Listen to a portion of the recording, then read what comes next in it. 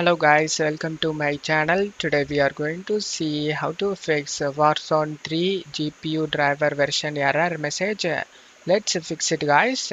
The solution is to update your graphics driver. To do this, there are two methods you can do. Method 1, for Nvidia users, open the GeForce Experience.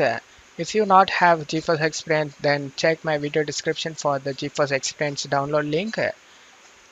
For AMD users, you just need to open the AMD Radeon software, select the drivers tab and select check for updates. If you have any available update listed out here, then you just need to update it and make your graphics card up to date guys. After updating your driver, just close it off here. Method 2, check my video description for this link used in my video. For Nvidia users and for AMD users, this is manually download the driver. You just need to select your graphics card model over here and your operating system as well. After that, select the find option and you will be get the latest version of driver over here. As you can see, release date July 9. Select the view option.